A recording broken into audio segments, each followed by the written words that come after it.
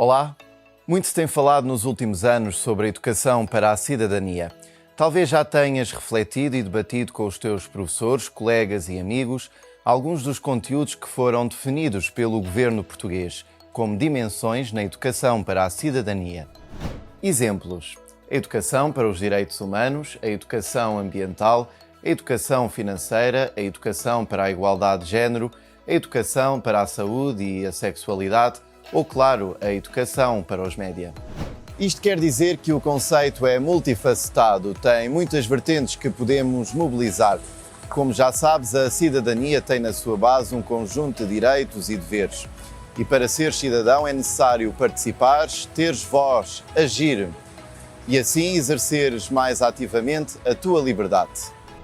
Como hoje vivemos no ambiente digital, os indicadores de cidadania estão em permanente transformação. Há novas formas de participação, novas formas de agir, novos movimentos sociais que nascem no ecossistema digital. Achas que a internet pode favorecer a cidadania? O que é ser um cidadão num cenário digital? Em primeiro lugar, é estar presente, não é fugir. Por outro lado, importa também que conheçamos as possibilidades que temos, a natureza, a lógica de cada meio, de cada ambiente, não é? Que resposta é, ou que é que eu posso encontrar que seja relevante para mim, o que é arriscado eu fazer, arriscado para mim e arriscado para outros, enfim. Isso tem a ver hoje com a televisão, que continua a ter um papel ainda muito estruturante, não é? Mas tem cada vez mais nas redes ditas sociais, no modo como elas funcionam, nas oportunidades que nos dão ou que nos tiram, no tempo que nos comem também, não é? Que nos exigem a atenção, porque vivem muito da nossa atenção. E, enfim, eu diria que, se calhar, naqueles espaços em que parece que é mais óbvio que nós estamos, de facto, a participar, nesses é que me parece que é mais importante ter uma perspectiva crítica, porque, precisamente, o mais óbvio é aquilo que não se vê. E, muitas vezes, nós, quando começamos a indagar e a estudar, sei lá, a lógica de uma rede social, como é que ela funciona, de que é que ela vive, porque é que ela precisa também de nós e não só nós dela, não é? Nós começamos a perceber que as coisas não são o que parecem na sua aparência, não é? Portanto, no seu valor facial. E eu hoje acho que há toda uma aprendizagem a fazer, por exemplo, sobre qual é a lógica das redes sociais e qual é o algoritmo, a fórmula que está inerente às redes sociais, quem é que a controla e porque é que ela é daquela natureza. Claro que um cidadão num ambiente digital tem muitas vantagens à partida, não é? Ou seja, tem muito mais meios, mecanismos para exercer tanto os seus direitos como os seus deveres de cidadania, através da maneira como pode relacionar-se com as entidades públicas e privadas, com o Estado, com os seus pares, através da forma como tem acesso a cada vez mais informação e poder compreender até melhor o seu papel de cidadão, dependendo sempre, claro, do contexto em que estamos a falar e da possibilidade de ter acesso a essa informação. Parece-me, claro, que hoje, para se poder exercer tanto os direitos como os deveres de cidadania, é necessário ter acesso às tecnologias de comunicação e informação.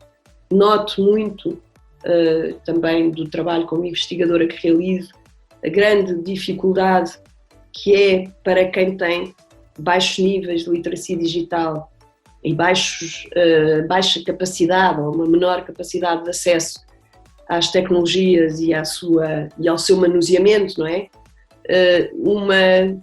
Um agravamento de níveis de exclusão social que são bastante preocupantes, em particular numa sociedade como a portuguesa, que é uma sociedade muito envelhecida, não é? Com níveis de envelhecimento progressivos a aumentarem, baixa taxa de natalidade, portanto nada nos faz prever que o cenário vá mudar, pelo contrário, tudo faz prever que o cenário vai agravar-se.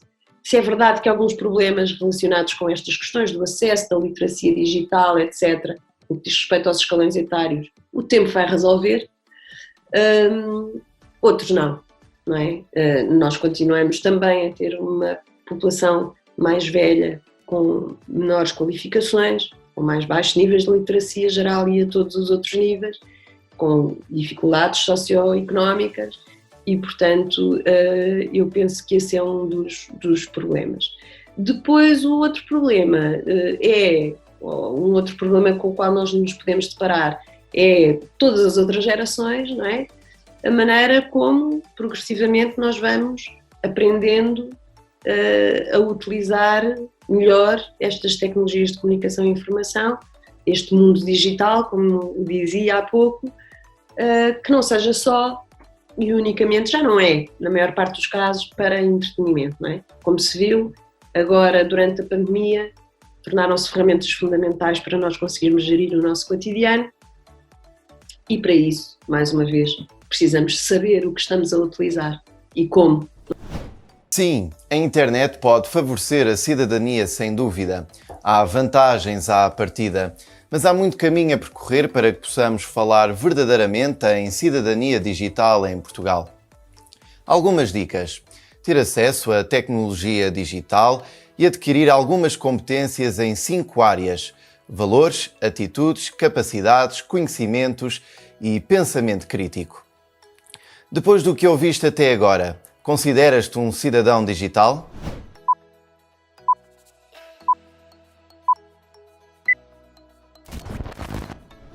Para seres cidadão digital, diz o Conselho da Europa, deves participar de forma ativa, positiva, responsável e continuada, online, mas também offline, na vida comunitária, seja a nível local, nacional ou global. Ou seja, deves saber utilizar de forma competente e positiva a tecnologia digital, participar ativamente e com responsabilidade em comunidades, defender os direitos humanos e a dignidade. Ser cidadão implica estar atento ao que se passa, não é? Teres a percepção que tu não vives sozinho, não é? Vives com outras pessoas, estás inserido numa comunidade, essa comunidade tem um conjunto de regras, de pensamentos e tu inseres-te nessa comunidade, não é? E a participação cívica, que no fundo é de que isso se trata quando nós falamos na questão da cidadania, é tu quereres participar nessa comunidade, não é?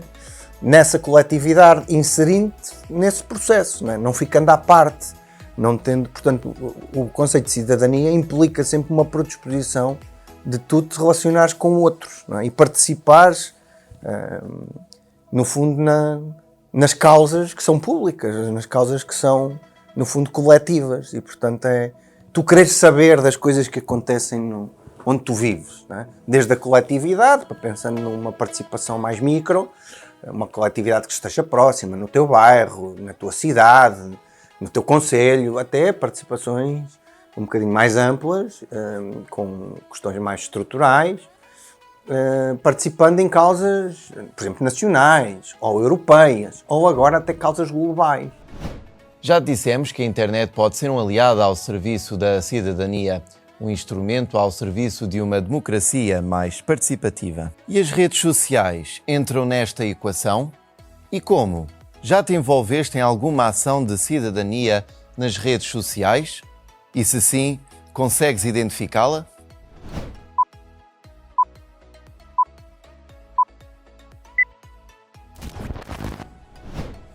Recordaste o dia em que apoiaste uma causa ambiental, que reclamaste mais atenção para com os direitos dos animais, que comentaste medidas políticas do governo ou que apelaste à participação numa manifestação contra a violência no namoro? Estou certo ou talvez não? A questão do digital por si só não é uma espécie de passe de mágica que ativa comportamentos de participação cívica, política. Há imensos estudos na sociologia, não é? Um dos primeiros estudos até do campo da sociologia digital, ainda não se chamava assim, mas que já estudava, tentava perceber estes mecanismos, como é que o digital ia reconfigurando a nossa participação, da Pippa Norris, eram muito taxativos nessas conclusões, não é? Que o digital por si só não era um ativador de vontade participativa, não é? E seja uma predisposição que o indivíduo construiu no seu processo de socialização, vamos chamar cívico, político, na sua vontade de participar, não é? Portanto, é um indivíduo que, no fundo, se foi configurando em esses processos de interação social. E, portanto, isto para dizer que o digital por si só não faz nada, não faz milagres, não é? Portanto, é mais um mecanismo que as pessoas têm como disponibilidade participativa, canais até que aproxima, que configura, que pode construir vontades, não é? Pode agilizar até agregações de pessoas para, de certa forma, desenvolverem certas propostas, certas atividades, okay? Mas para isso é preciso haver essa propensão para o efeito. Ou talvez não. Será que, muito embora te chamem nativo digital e tenhas todas as possibilidades ao teu dispor, não te envolves, não procuras soluções, não fazes ouvir a tua voz? Há uma ideia muito feita de senso comum no conceito até de nativo digital, como se o nativo digital, ou seja, aquele que foi socializado só no processo digital, já cresceu com o processo digital, tirasse toda a potencialidade dos recursos digitais. Ora, todos os estudos no âmbito da sociologia, inclusivamente um que nós desenvolvemos aqui em parceria com a DECO, o que afirmavam de forma muito concreta era precisamente isso, que os jovens, não é por terem crescido numa cultura digital que têm, no fundo, uma consciência do potencial de utilização dos próprios mecanismos digitais, por um lado, e por outro lado, outra questão, que também está aqui subjacente, que é os riscos implícitos ao funcionamento sistemático da componente digital. Portanto, por defeito, nós não precisamos... Isso quer dizer o quê? Que por si só uma nova ferramenta, ela não funciona por si só, funciona com predisposições construídas socialmente. Lições a reter. É o teu envolvimento que ajuda a mudar mentalidades, processos, a sociedade, o mundo. É a tua participação que ajuda a resolver problemas comuns. Problemas na tua rua, no teu bairro, na tua cidade, no teu país. O teu envolvimento dá-te poder, dá-te autoridade, permite-te reclamar, criticar, reivindicar. Nunca te esqueças, sem participação não há mudança. E para participar é preciso conhecimento, pensamento crítico, competências, literacia. Se o primeiro dos direitos digitais diz respeito à inclusão, ao acesso à tecnologia, o segundo desses direitos relaciona-se com a educação que capacite crianças, jovens e adultos para a participação no mundo digital. Eu acho que nos cabe, enquanto cidadãos, preocupados com esse assunto, contribuir para melhorar a literacia da população em geral, da forma que cada um de nós puder. Mas também é verdade que cada um de nós só pode exercer a sua cidadania plenamente se tiver níveis de literacia suficientes para os poder exercer. Portanto, isto é um bocadinho, não é? Aqui sim eu diria um ciclo, não um percurso, mas um ciclo.